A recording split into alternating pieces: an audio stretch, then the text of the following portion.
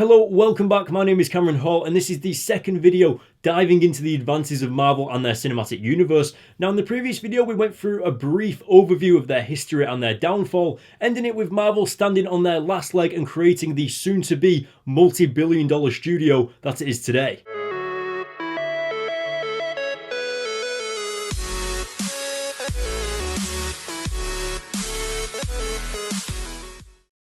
Okay, so getting directly into it, at the end of the previous video, Marvel began to sell some of the rights to their most famous characters in order to keep their heads above water, starting out by selling the rights of the Fantastic Four, Iron Man and the X-Men to 20th Century Fox, and of course one of their most famous characters of all, Spider-Man, was sold to Sony Pictures. Fox released their first ever X-Men movie in the year 2000, and Sony Pictures released their first ever Spider-Man movie in the year 2002. After seeing the incredible success of these movies at the box office, Marvel went ahead and put all in to create their own Marvel Studios. Now when Marvel sold the rights to these characters over to these other studios in the 1990s, Marvel made it so that if these other studios didn't use these characters in any movies for X amount of years, then these rights to the characters would go directly back to Marvel, and that is exactly what happened with Iron Man. Marvel released their first ever Iron Man film in 2008, and this was the first building block to kick off their Marvel Cinematic Universe, and they even set out a plan of 3 phases. Phase 1 of the Marvel Cinematic Universe took place between 2008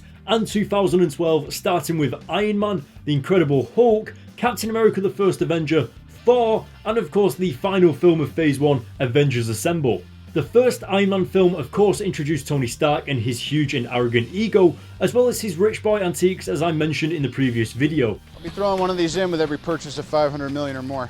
It's a piece. The same goes for Captain America the First Avenger being introduced in 2011, welcoming us as the audience to his origin story back in 1941 with his fight against the Nazis and his prime nemesis, the Red Skull. Iron Man 2 on the other hand didn't really do too much for the Marvel Cinematic Universe.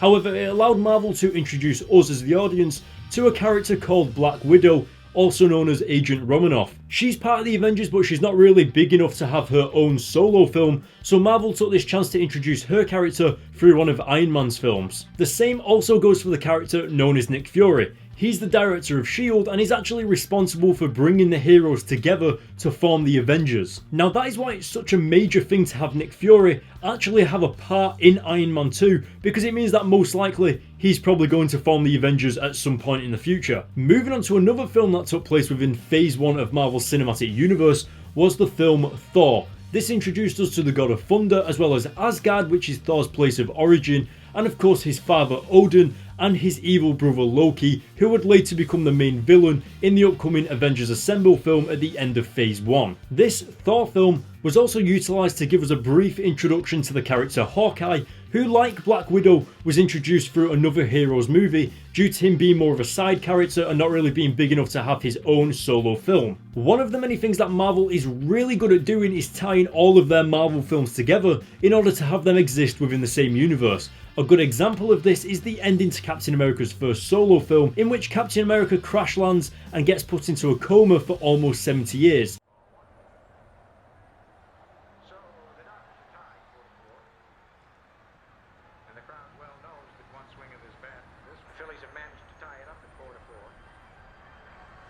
But the Dodgers have 3 men on.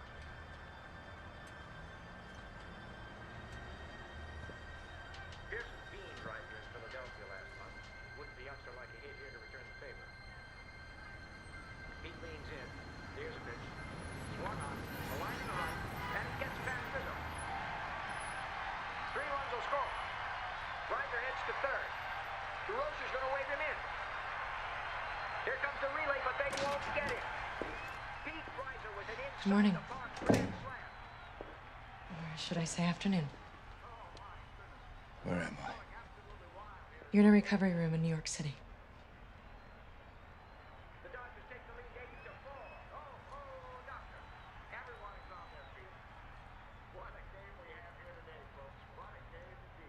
Where am I really? I'm afraid I don't understand. The game. It's from May 1941. I know because I was there. I'm gonna ask you again. Where am I?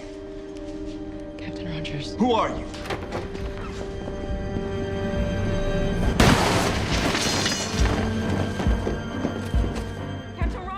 This of course brings him out of the 1940s and puts him in the present day in order for him to be able to join the Avengers in 2012. Something to remember when watching a Marvel film is that there is always an after credit scene at the end of every single Marvel film.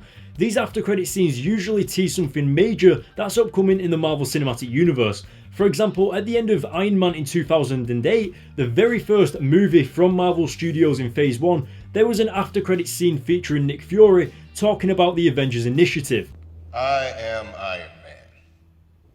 You think you're the only superhero in the world? Mr. Stark, you've become part of a bigger universe. You just don't know it yet. Nick Fury, Director of S.H.I.E.L.D. I'm here to talk to you about the Avenger Initiative. Now this was crazy at the time because if you think about it, this was Marvel's first ever film. So for them to be teasing an Avengers team up possible back then was just insane. And we also have this after credit scene teasing the character of Thor at the end of Iron Man 2.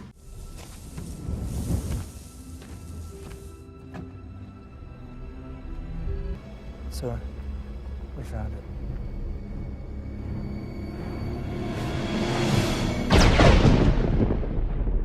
And we also have this after credit scene at the end of Captain America the First Avenger, after Captain America wakes up 70 years into the future after being in a coma.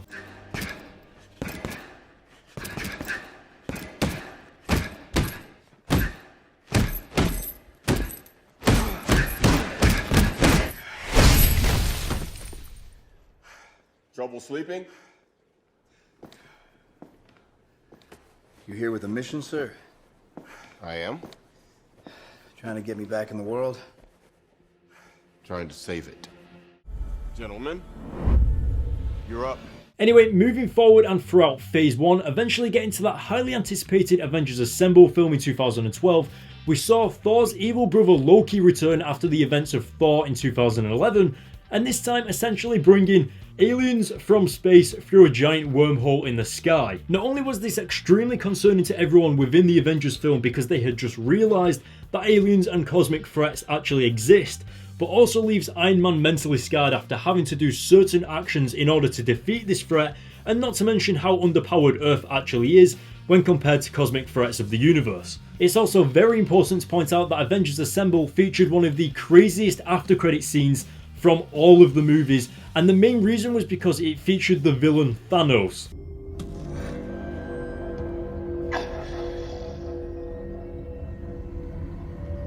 To challenge them is to court death.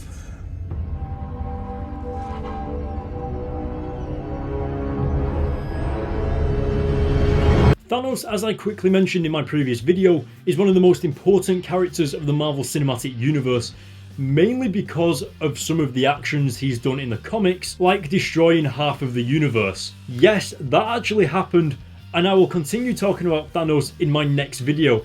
But for now, let's continue into Phase 2 of Marvel's plan. Phase 2 of Marvel's Cinematic Universe takes place between 2013 and 2015, featuring the films Iron Man 3, Thor: The Dark World, Captain America the Winter Soldier, Guardians of the Galaxy, Avengers Age of Ultron, and Ant-Man. Phase 2 also utilised the opportunity to acknowledge the existence of the Infinity Stones. Originally known as Soul Gems, these are made up of 6 stones containing the most powerful and destructive capabilities of the universe. I'll talk about these Infinity Stones and their importance alongside Thanos in my third video. So the first film of Marvel's Phase 2 was actually Iron Man 3. This film focused on Iron Man's mental health and him developing anxiety after dealing with the threats of the aliens in Avengers Assemble at the end of Phase 1. Moving over to Thor: The Dark World, this is the obvious sequel to the first Thor movie, and this introduces a new weapon known as the Aether, as well as a new villain called Malekith. Malekith wanted to use the Aether as a way to transform the 9 realms of the universe into eternal darkness, and so be it Thor's duty to stop him. As for Captain America the Winter Soldier, which is of course the sequel to Captain America the First Avenger, was a crucial point for Marvel in their Phase 2 cinematic universe, as this not only destroyed S.H.I.E.L.D. and revealed S.H.I.E.L.D. to be Hydra, but it also revealed the Winter Soldier to be Captain America's old best friend from 1941, Bucky Barnes. Bucky, in which at the end of the movie, actually goes off into hiding, and this leads his character off to reappear in Phase 3. Phase 2 was also the time to expand and unlock new sections of the Marvel Cinematic Universe through the introduction of the Guardians of the Galaxy. In doing so, this opened up the Marvel Cinematic Universe to the exploration of space, cosmic characters, and a deeper delve into the Infinity Stones and the biggest threat of all, Thanos. The Guardians of the Galaxy were originally created in 1968 and were from an alternate universe. Many years later, in 2008, a new team of characters took on the same name and was made up of characters such as Peter Quill, Rocket Raccoon, Gamora, Drax the Destroyer, Groot, and Warlock. However, Warlock hasn't really been introduced into the Marvel Cinematic Universe yet, so we can expect that maybe in the future. Thanos also featured in this film as an actual antagonist, appearing on screen as a firm character amongst space, and actually came across as someone that you do not want to trifle with.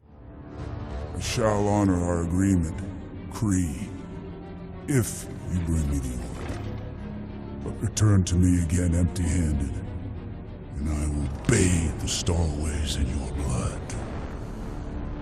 So getting deeper into Phase 2 of Marvel's Cinematic Universe, we now move on over to Avengers Age of Ultron.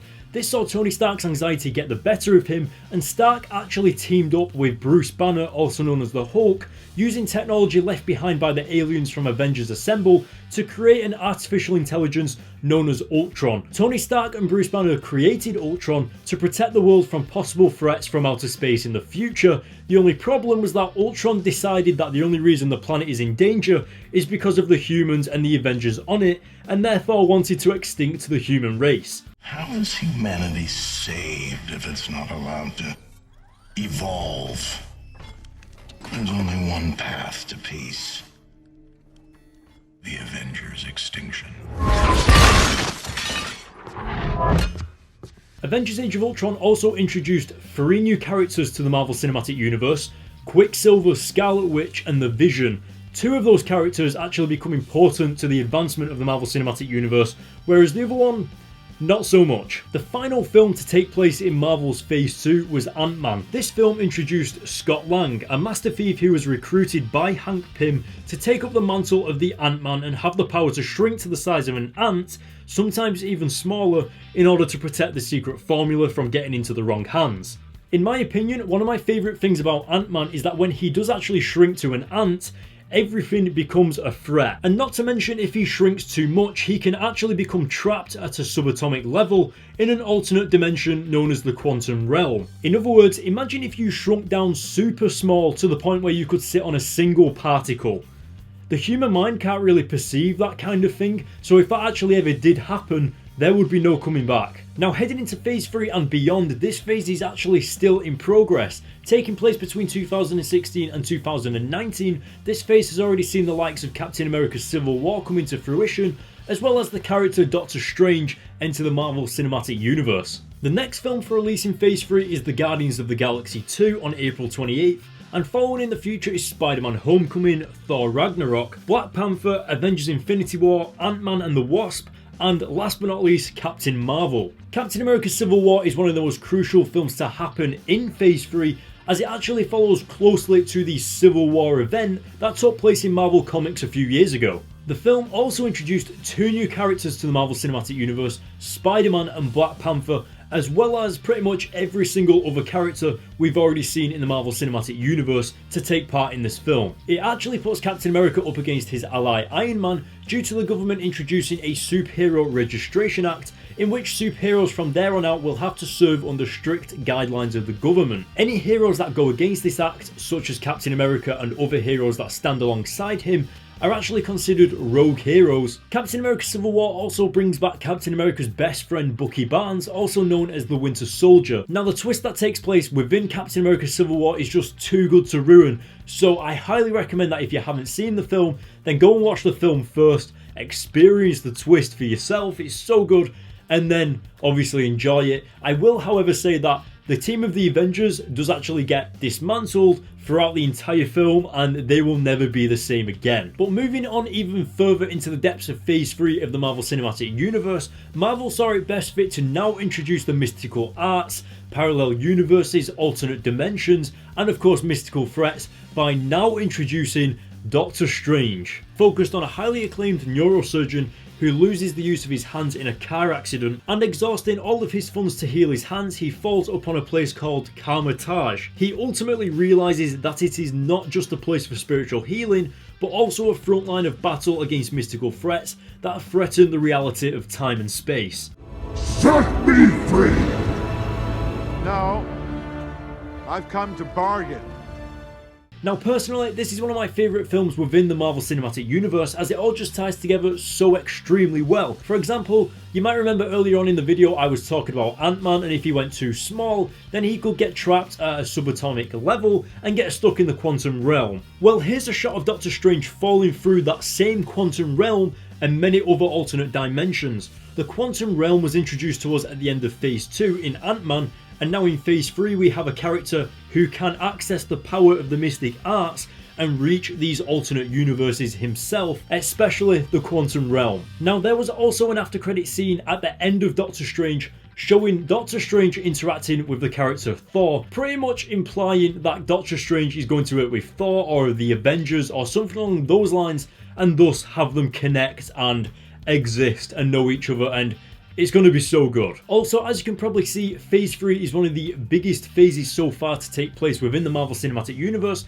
especially because it introduces the likes of Spider-Man, Doctor Strange, Captain Marvel, Black Panther, and then we've got Thor Ragnarok coming up. Yes! We know each other. He's a friend from work. And Avengers Infinity War. There's just so much going on, but in my third and final video next, I will be talking about the character Thanos and going into details about him, as well as the Infinity Stones and how these two things tie together to really bring out the Marvel Cinematic Universe. Thank you, and I will see you in the third video.